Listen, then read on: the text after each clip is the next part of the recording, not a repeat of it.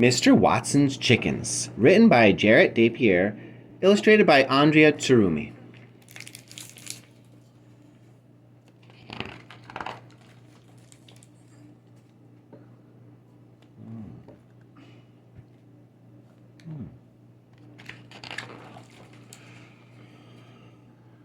Mr. Watson lived with Mr. Nelson in a big honking house with a teeny tiny yard in a big honkin' city. And in that teeny tiny yard, he kept 2 dogs, 3 cats, and a handful of chickens.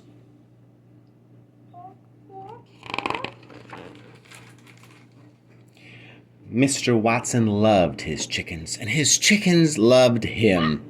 He started like any sensible person with 3. And every morning he and Mr. Nelson would count them. 1, 2, 3. But soon Mr. Watson's chicken collection grew and grew and grew. Before they knew it, Mr. Watson had 456 chickens.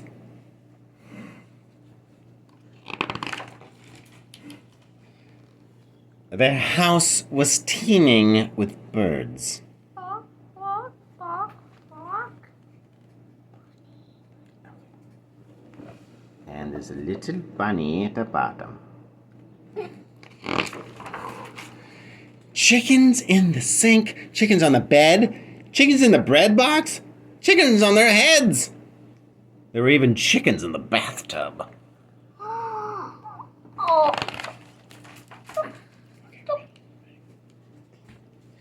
And the noise. The house shook with it.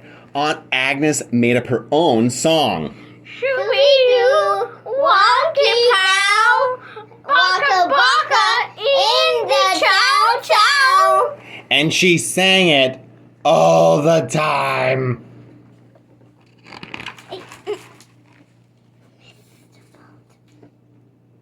Still, Mr. Nelson loved to cook eggs for Mr. Watson, so he was happy with this arrangement. Until he found 4 chickens in his brand new boots. Mr. Watson, these chickens are becoming a problem, cried Mr. Nelson. You're right, Mr. Watson said, and he sat down to think of what to do. The next day, Mr. Nelson found feathers in his hair gel. Mr. Watson, cried Mr. Nelson, these chickens are a problem. You're right, Mr. Watson said, and he sat down to think of what to do. Late that night, Aunt Agnes led the other chickens in a full choral rendition of her favorite song. Shoo-wee-doo, wonky pow, baka baka in the chow chow.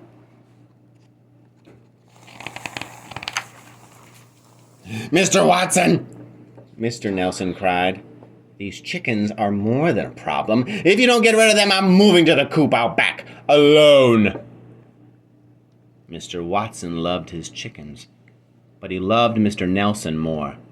Without Mr. Nelson, his heart would be a broken egg.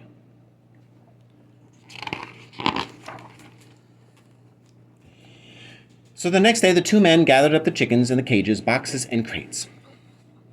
They loaded them onto wagons, all tied together in a line, and set off for the county fair to find the chicks a loving home.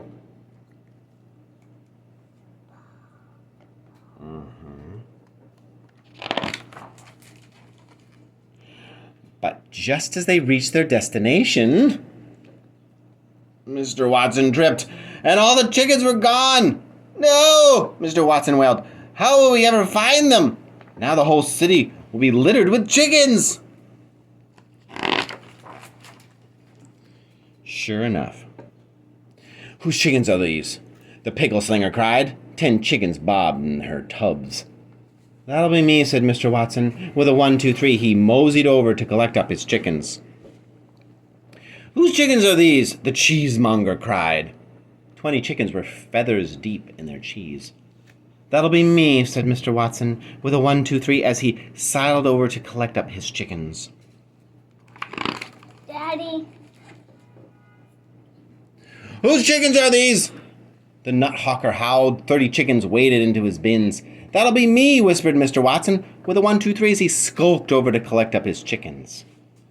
At long last, Mr. Watson and Mr. Nelson collected every single chicken. All except one. I know. Where was the final chicken?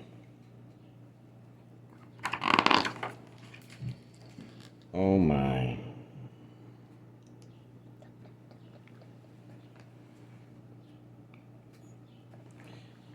Uh-huh.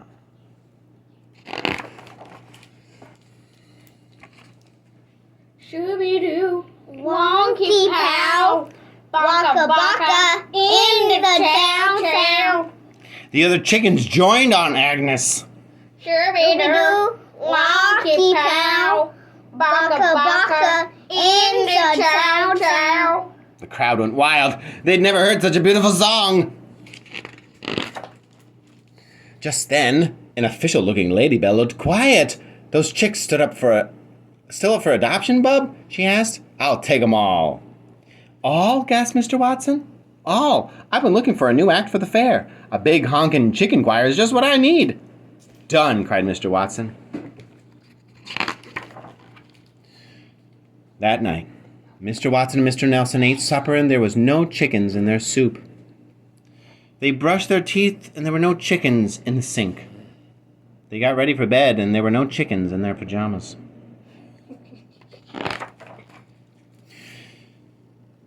But Mr. Watson felt sad without his chickens. And Mr. Nelson did too. Now their house was an empty nest. Or was it? Crack, crack, crack. Shooby-doo, wonky pow, baka baka, into chow chow. It begins again. 1, 2, 3.